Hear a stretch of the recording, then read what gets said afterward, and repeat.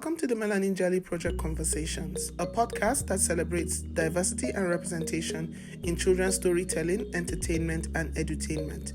I am the host, Olunosen Louisa Ivaze. On this podcast, I chat with authors and creators of children's books, entertainment, and edutainment. This is also a collaboration with the Ottawa Black Book Club. But welcome, Shaniqua. Welcome, Shaniqua Mighty. Thank you. Yes, Shaniqua is the author. Welcome to the Melanin Jelly Project Conversations podcast. Shaniqua is the author of this lovely book, Kids Need a Day Off to... Kids Need a Day Off? Mm-hmm. Okay. So, Shaniqua, my name is Louisa, popularly known as Lady Louisa Wright. I'm the host of this lovely podcast. I started this podcast as a way of celebrating representation in children's storytelling and also getting authors to come on this platform to talk about their writing journey, talk about writing experience, and also drop wisdom nuggets for aspiring authors. Mm-hmm. So, Shaniqua, tell me about yourself and what inspired you to write this book. So, I was born and raised in the Bronx to a single mother. Okay. I am an only child. And so reading and writing has always been my thing. Okay. And I always joke with my friends and I tell them, I don't do lashes. I don't do hair. I don't have a clothing line. This is my thing. The two people on the cover of the book, this is myself and this is my son. Oh, okay. Okay, great. Yes. So I used us as the main characters in the book just to inspire my son and give him something to aspire to as he grows. What really made me want to write the book is because I am a supervisor at a foster care agency. I'm not in the field anymore, but I'm supervising still.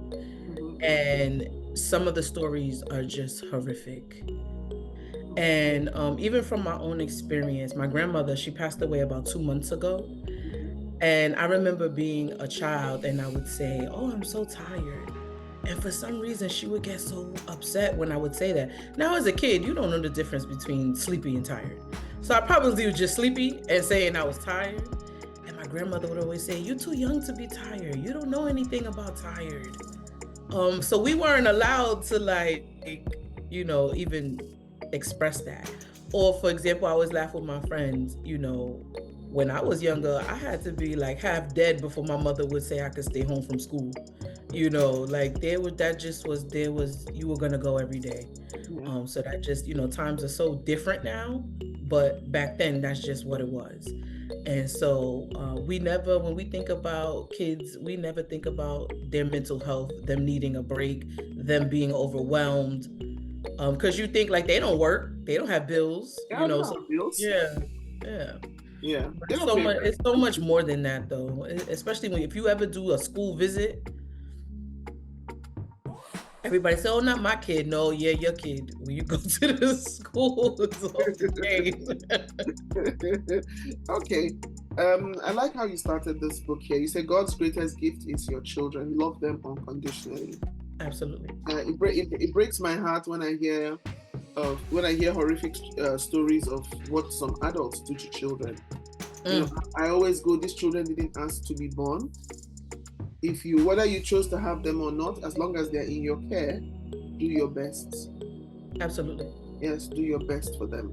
I mean, you don't need to give them what you can't afford, but do No, of course not. And love doesn't cost anything. It doesn't cost anything to be kind. It doesn't cost anything to love a child. It doesn't cost. Yeah. So let me start from the beginning. So first of all, your illustrator did a great job. How did you find your illustrator? Who is your illustrator? Travis Thompson is my illustrator. Okay. And I found him through a friend of mine. He illustrated his book. And I reached out to him and it was magic from the start. Okay. I always tell people when he and I worked together, I didn't have to make a lot of edits. I didn't have to make a lot of changes. What he sent me, it was like he was reading my mind. Because, you know, you give the manuscript and you give the details of what you want it to look like. That doesn't mean that what you get back is going to be that. But no, he did an excellent job. If I made changes to anything, it was very minor. Okay. I mean, if he's open to coming on this podcast, I would love to also chat with him. I chat with authors, illustrators, people in entertainment, because people really want to know about illustrators too. But yeah, there was a lot I didn't know about illustrators when I was putting out my books, my 4 children's books. Right.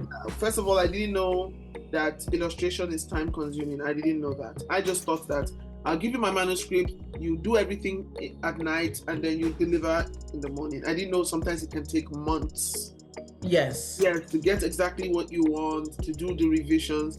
But what you just said is very important, right? Yes, it is. Because it was very important to me to have the characters in the book look like us. And when I say us, I don't mean me and my son. I mean everyday Black folks. Yep. I didn't just want somebody's depiction of what Black people look like. And I didn't want just Black characters in a book. I wanted characters that when people open this book, the characters look relatable and they look like everyday people. Because when we were growing up, we had Black characters in a book, but they weren't these. No, they were just dark skinned, but they had curly hair and their nose didn't look like yours, mine, and their lips didn't look like mine or yours. Right. No, I know what you're talking about. I needed them to look like us. Yeah. Because I looked at it and I'm like, now this is a mom. Yeah, this could be me. Right. So how important do you think representation is in children's stories? Representation is. How important do you think it is for our children to open up books like this and see themselves in it? It's the most important. It is the most important. Beyond the title, beyond everything, that is the most important, because a lot of us don't have that. And it's so funny, I was having a conversation with my friend this morning and I said, where I come from, there's no authors. There's nobody doing this. And I made a post on the first day of February of my son holding the book. And the caption said, they can't be what they don't see. They can't be what they don't see. Yeah, they can't be what they don't see, because in order for you to feel like being an author is attainable, you need to see an author of your skin complexion with a book. You know, I don't have anybody who paved the way for me. I'm the first one in my family to do what I'm doing.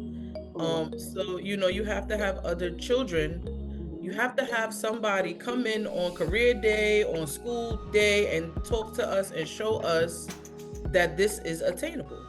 You know, because whenever somebody comes in for career day, it's a social worker, it's, you know, a teacher. But what about, you know, everybody's not going to be, I always joke and say, everybody can't be the CEO. Somebody has to be the janitor. And if you're going to be the janitor, be the best janitor you can be. Yeah. And so we have to show them, you know, there's more than just these 2-3 careers. There's other things and other avenues you can be, you know, taking advantage of. Yeah. You know, I'm just thinking of, you said at the beginning that you were an only child.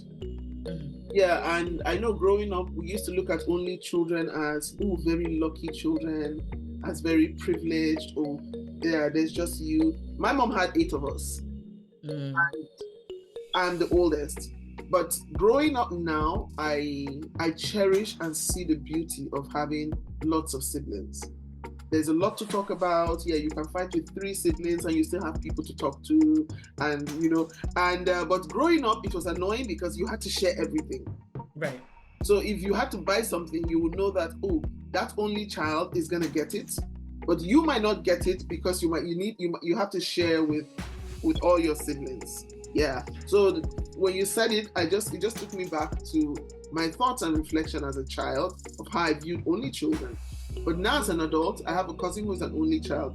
And I remember the day he was speaking, we were talking, and he's asked his father, please, Daddy, do you have any illegitimate children? That it would be helpful. That I just want to know that I have a sibling somewhere. And I'm like, okay. I never thought of it that way. So growing up, you're absolutely right. I had everything. I didn't have to wait for 4 people to get theirs before I got mine. It was none of that. But when I turned about 22 maybe, I was like, okay, I need a sibling in my adult life, just because life be lifing and you need that support and that village. But I have my grandparents, and I have built a fierce sister circle that shows up and shows out for me whenever I need it. And I have a host of aunties and uncles. The good thing is my father is the youngest of about 12, and my mother is one of about 5. And so there's cousins everywhere. So I never needed a sibling growing up. There was cousins everywhere. On the weekend, you with the cousins and so on and so forth. But as an adult, everybody grows up. You make your own families and things like that. My husband is the oldest of 10. Oh, wow. Yes. Wow. So it's interesting how very different the dynamics are. You know, people say, I was interviewing another author, and she said something about, she said the body remembers. That even because she was relating it to Africans back in Africa and Black Americans all the way across the ocean, that despite years of separation, we still have a lot of similarities in the way we do things, in the importance of family, how we rally around each other.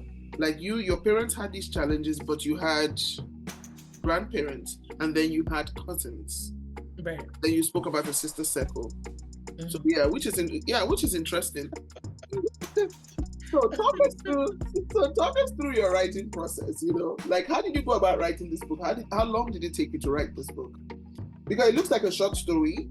You know, a lot of people make that assumption. Oh, children's books is only 1,000 words. You wrote it in an hour, but no. Talk us through your writing process. How long did it take you to write this book? So writing again is my thing. It's always been my strong point. It took me maybe 3 days. Okay. Literally, it's just my thing. It flows. Once I got so what do I want it to be about and how are we gonna do it part, it took me about 3 days. I do though wish I added another page or two. Okay. Just to elaborate on when he says school could be a rough place for a child.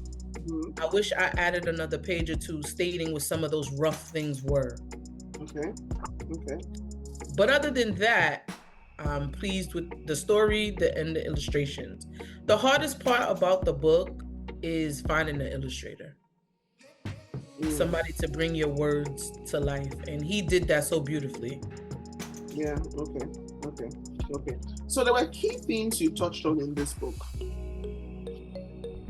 The importance of education, where you said, Max, you have to go to school because education is the key to the future. Talk to us about that for our communities. That was actually a line I used on a boy that I was working with in the field. Because when I got the case, his attendance rate was about 25%. And so one of the goals was to increase his attendance to 50%. And I was like, yeah, that's even not good enough. You're going to go to these people's school every day and on time. And I kid you not, by the end of the school year, his attendance was almost 100%. Education is the key to the future. Now, when I say that, right, people think that it means you have to get a degree. I have 2 degrees. I have a bachelor's in communications, and then I have a master's in school counseling, right? But that's my path. You can still be educated in a skill. You can be educated as a chef. You can be educated in many different things, but whatever it is, if you say, I want to be an actor, if that's your thing, be educated in it. Be the best actor you can be as knowledgeable as you can be. You could be a cook in a restaurant, but why not take it a step further and go and take culinary classes and, further yourself? If my son came to me and said he wanted to be a barber, okay, no problem. Let me show you how to make this a business. You could be a mobile barber. You're already paying for the car and the car insurance. Let's go to barbering school, get our license, use your car, drive around. You could even be in a shop for 2 years to build your clientele and then get an LLC and get your own business and have your own clientele. But growing up, these are the things we didn't hear about. I didn't know what an LLC was until I was in my 20s. Never heard of it. Financial literacy, didn't know what that was. My mother would always say, you need to learn how to save, right? While never demonstrating what saving looked like. She would always say, you don't have to spend every dollar you get, while never showing me what to do with the dollars I got. You know, so just being educated in whatever it is. Okay. And here, I don't need a future. That's a very strong statement. I don't need a future. People who live for the now, you know, as kids, you know how as children, I remember we had schoolmates back then. When we'd be in class, they would skip school. They would skip school, go bum around and all of that. And now in our 40s, I can see how many of them have ended up. Yeah, at least some of them, you know, they saw the light much, much later and they decided to go to school by the time all of us had graduated and were already working, some of us had quietly gone back to school. And I was asking about one of them and I was told now he's gotten his PhD, he's gotten his act together. Even though a bit later, but he eventually did. Some passed away. Yeah, because due to lifestyle. Yeah. Because Nigeria as a place, at least as a base, what is most basic is you have a degree, a first degree at least. Unlike in the West here, where sometimes they look at your skills and your experience. Oh, you worked in this store for what, 10, 15 years. You worked at this store through high school. You can be a manager. The society I come from is not as forgiving as that. If you don't have a degree, because to start the conversation, you need to have at least a degree. So when you have a degree, let's talk. But if you don't have a degree, unless you're in the arts, if you're a musician, you're into business or whatever it is, But that statement, I don't need a future, is a very strong statement. How important do you think it is for children to be heard? Because in our communities, when I use our communities, now I'm talking about Black, Indigenous, people of color. Yes. Our communities, children don't really have a voice. It's always like, do what I say, not as I do. The parents are God. My mother would say, be seen and not heard. So who the hell are you to have an opinion? Who the hell are you to have a desire? Who the hell are you to have a thought? The only reason you are here is because I gave birth to you. You go to school, come back, do your homework, do everything I say, go to sleep, go to school again the next day, then go to church on Sunday. So how important do you think it is for children to be heard? So let me touch on a few things. So when you said that you at least need the minimum of a degree to have the conversation, right? I always tell people, you don't need a degree to do the job. You need a degree to get the job. So that is very important. When I use the statement, I don't need a future, it's because a lot of the youth are lost. They're lost. If you go into high school right now and you ask them, what do you want to do? Even some grown people, far beyond high school, well into their working years, parents, what do you want to do? What is the next step? I don't know. It's like, okay, so when you're going to figure it out? When you're going to get a clue? When you're going to sit down and say, okay, I like this, I don't like that, this is for me, this is not for me. You know, like, when are you going to learn yourself? Or even some parents, you do home visits and you say, okay, so what are your child's strengths? They call in the child from the other room to ask the child what their strengths are. This is your kid. You live in a home with this kid. You don't know what their strengths are? But if I say, okay, what are your child's weaknesses? They got a 2-page summary of the weaknesses. Oh, I never thought of that. Very true. Yes, but you don't know what your child does well. You're calling the child to ask them what they're good at. You don't know as the parent what your child does well. So it's like we're always taught to look at the negatives.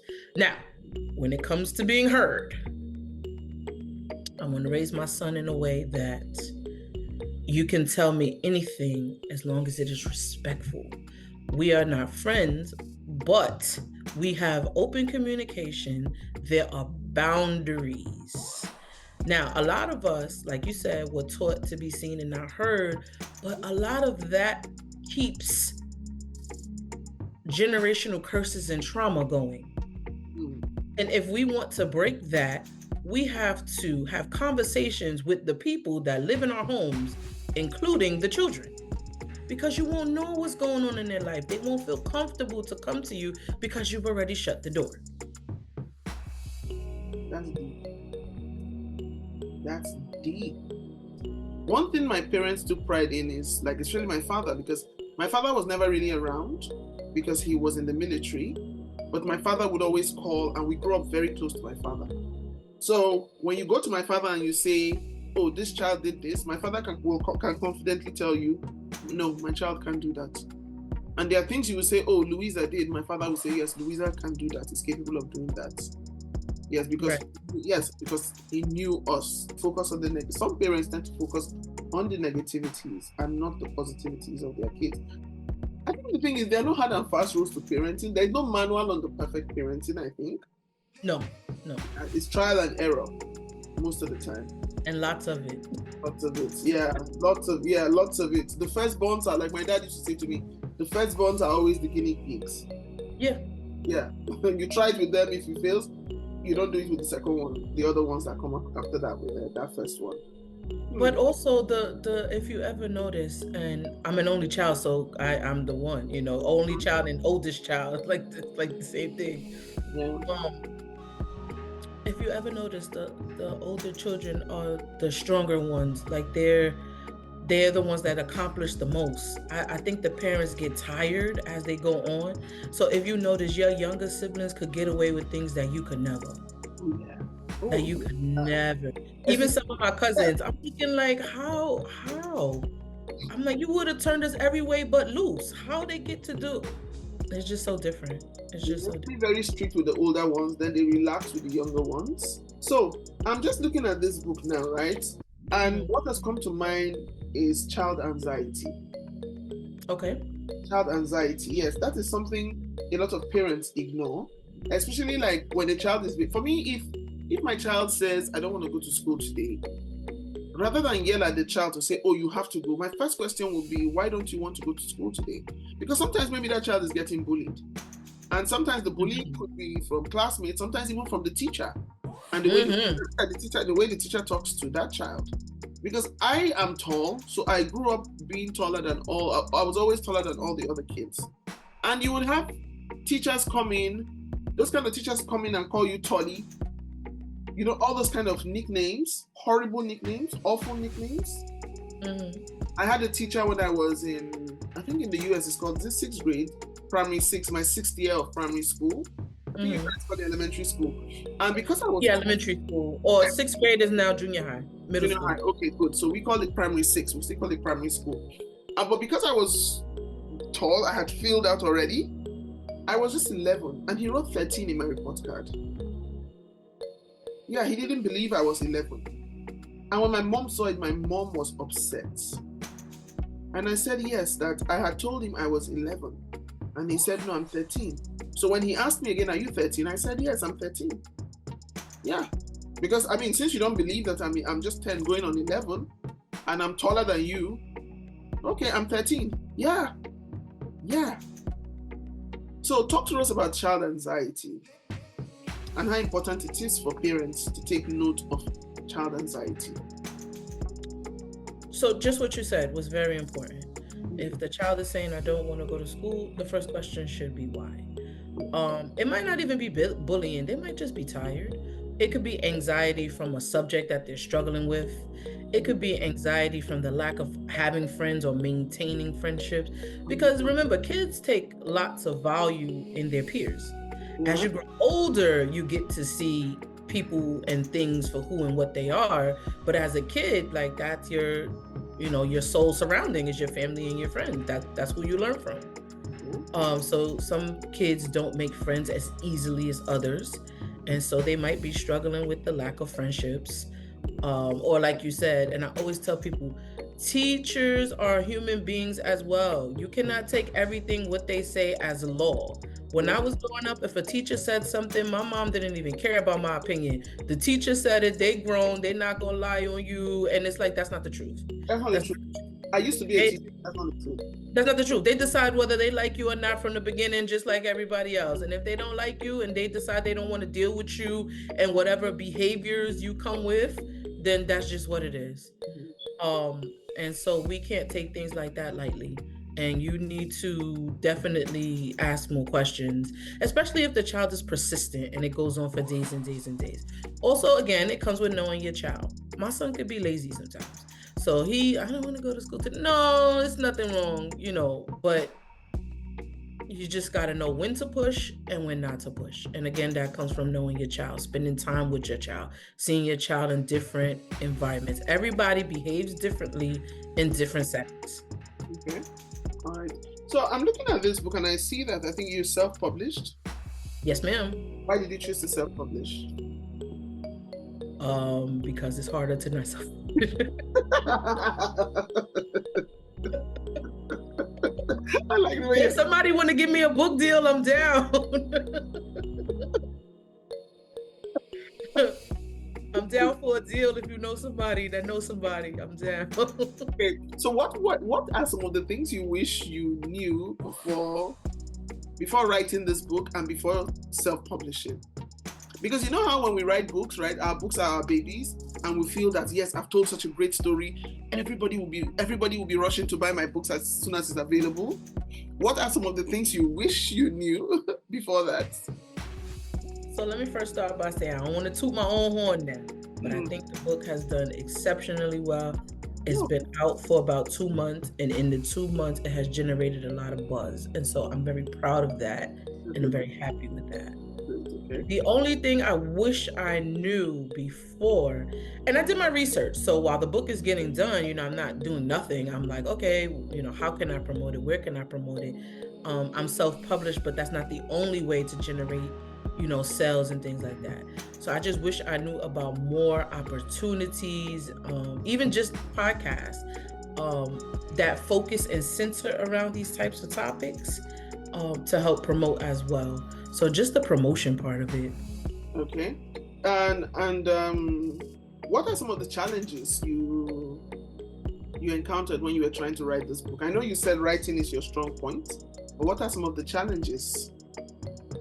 Writing it, getting it edited, getting it illustrated, formatting it, uploading it. What are some of the challenges?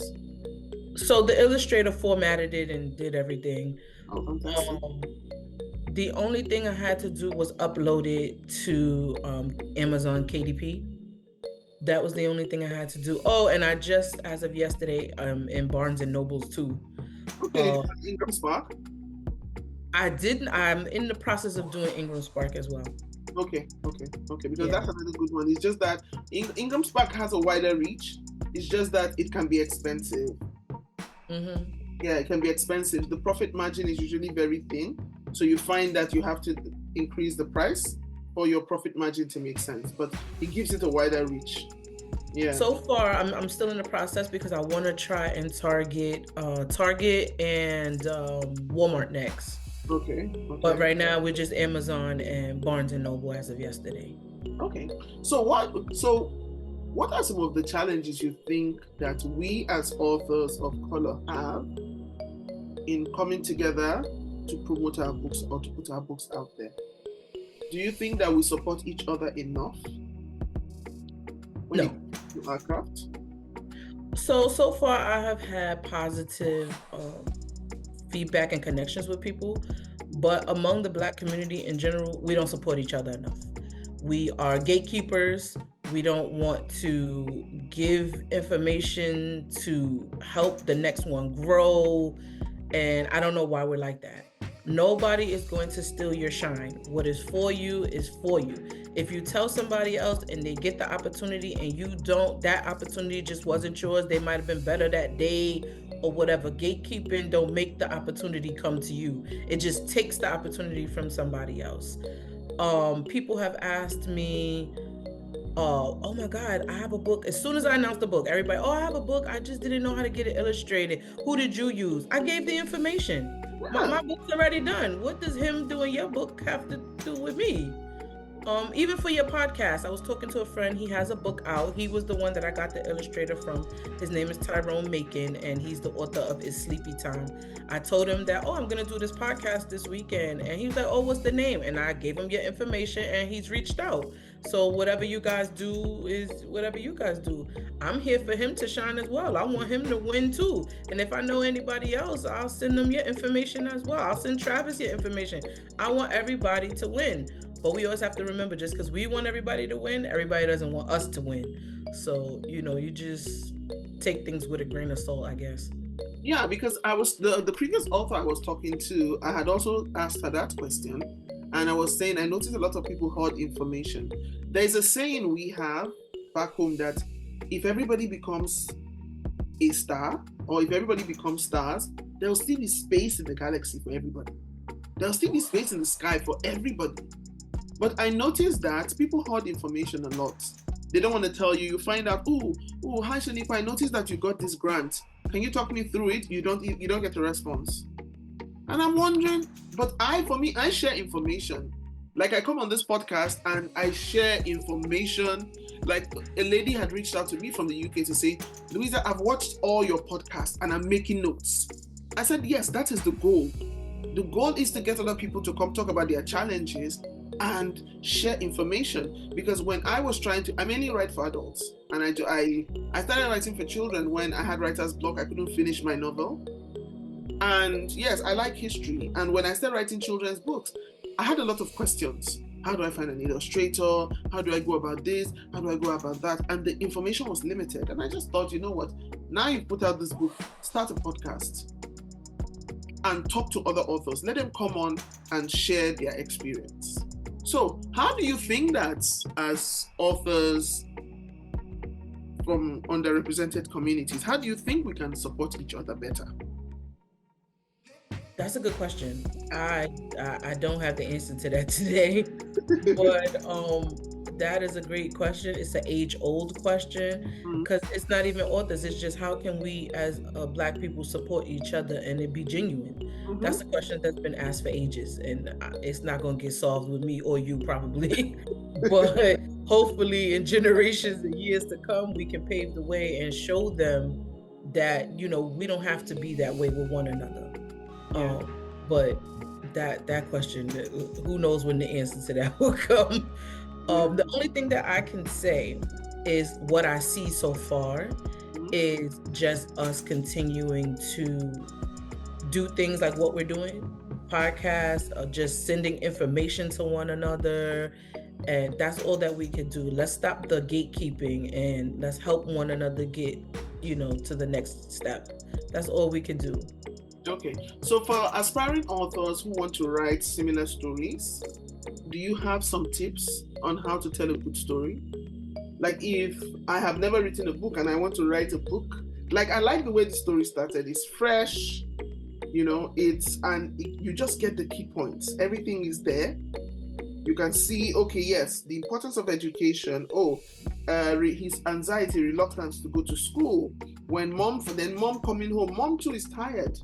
And mom wants to rest, and mom is resting. And you see that when she finds out it's him at home, what I expected was, mom yelled. She doesn't yell. She's on purpose. Yes, broke something and she's understanding. And she says to him, it's okay. So what tips can you give an aspiring author on how to write a similar story? So it should have a good beginning, middle, and end. It's like making a meal. You want to make sure that it's seasoned. You want to make sure that people are going to walk away from the story with something. You want to make sure it's rememberable. Even the cover of the book, this wasn't the original cover. He had picked a different cover, and I was like, no, the cover needs to be captivating. So I went through the book and I was like, no, I like that one better. Okay. Because it just, when you see the cover in addition to the title, it's like, this is something I would read. This is something my child would like. So just making sure that it has a important message. Nobody wants to be bored, especially with today's kids. There's so much technology. Everything is so fast moving.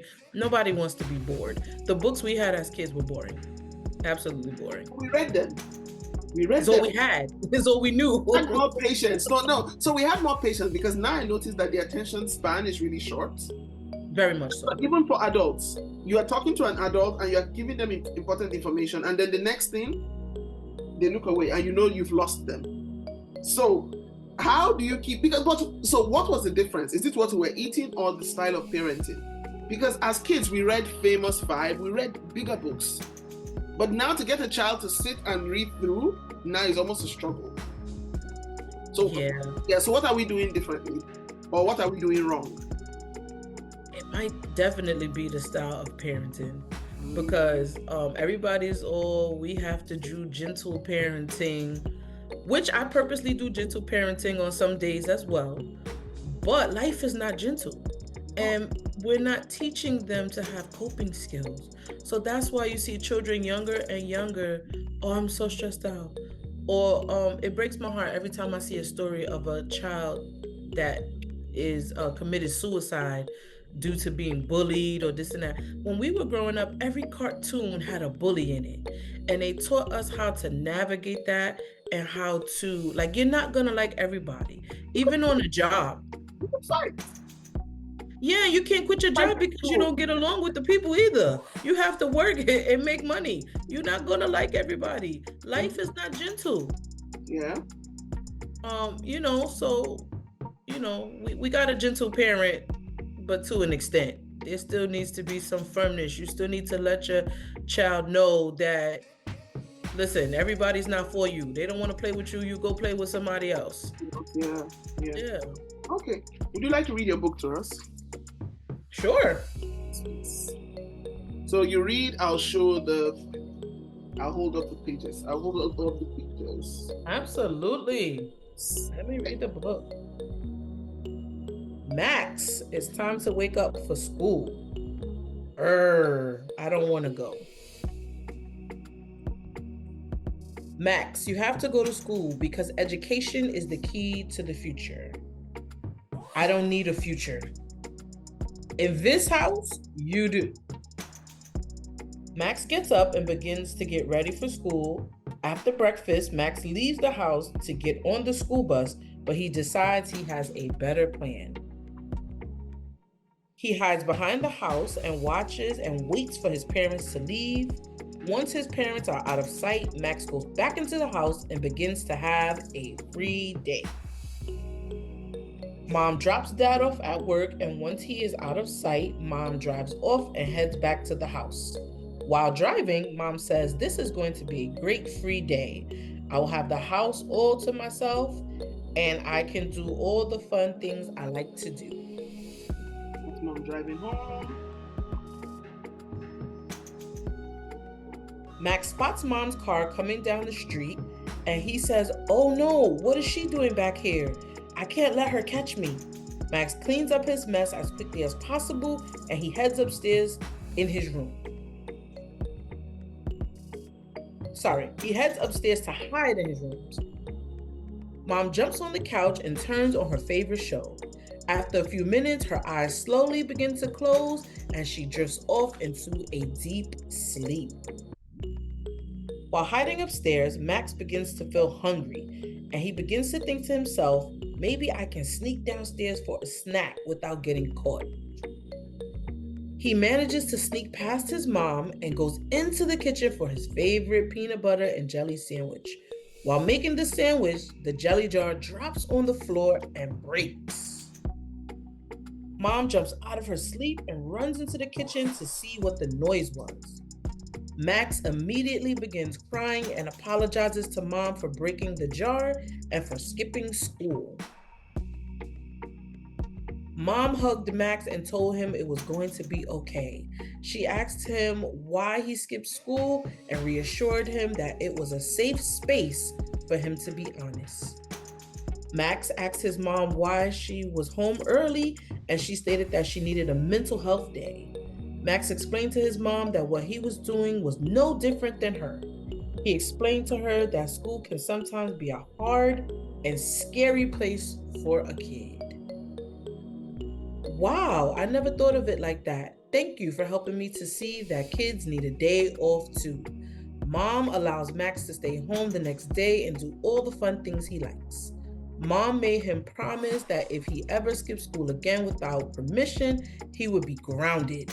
Mom also explained that from now on, he would be allowed to stay home one day every 3 months because kids need a day off too. How important is it? How important are safe spaces for kids? How important is it to help them understand that they are safe? They are safe spaces. I think it's the most important. Because again, you don't want to close the door. You don't want things being done to your child or your child going through things that you are not aware of. When I was a kid, I learned quickly that it wasn't a safe space. My mom would say, oh, if you tell me the truth, you won't get in trouble. As soon as you tell the truth, you get in trouble. So you learn quickly, like, this isn't a space or a person that I can talk to and be honest with. And then your kids become deceitful because they're trying to go around you and through you and over you because it's not a safe space. And so whatever it is, I feel like let's deal with it, but let's deal with it together. Let's be honest and let it be, because whatever's done in the dark comes to the light anyway. So eventually you're going to find out. And if I find out sooner, I probably could help you and save you from some of this stuff here that you go through trying to hide it. Yeah, then how important is it for us to, in the Black communities, to be educated about mental health? Because we don't talk about mental health issues. I don't think we talk enough about mental health issues in the Black community. We don't talk about it enough. We don't talk about it enough amongst our peers, our family, and certainly children haven't even entered the chat yet because we still trying to get Uncle so-and-so some meds from something we knew was going on from 20 years ago. So the children haven't even entered the chat. But I think we're seeing a lot more discussion around it because now a lot of people have been undiagnosed and they're just acting out in ways that now it's like, no, we got to take a look at this. These aren't random stabbings and shootings and things like that. People are starting to unravel. And I think that the pandemic made it worse because a lot of people were forced to be in their home alone with their thoughts. A lot of people were home with their abusers. And it was just a tough time. And now that everybody is trying to come out of that, it's been, I think March makes 4 years. Everybody's trying to come out of that. We're still seeing some of it. Okay. So what would you like to see for your book? What future would you like to see? What would you like to see happen to this book? Bestseller list. Yay. From my mouth to God's ears. Yes, New York Times. I even take Amazon. I take Amazon bestseller. I take Barnes and Noble's bestseller. I'll take local community bestseller. I'll take anything. So for people who want to buy your books, where can they find your books to buy? Amazon and Barnes and Noble. Okay, Amazon, Barnes and Noble. And people who want to follow you on social media, what are your social media handles? Mrs. Mighty the author. Mrs. Mighty the author. That's on Instagram, Facebook, and TikTok. Okay. Yeah. But thank you so much, Shaniqua. It's been great chatting with you this Saturday morning. So thank you so much. Perfect. No, thank you for the opportunity. I really enjoyed the conversation, and I look forward to more conversations like it in the future. All right. Have a nice day. It's been a pleasure. Have a good day. Okay. Bye-bye. All right. Bye-bye.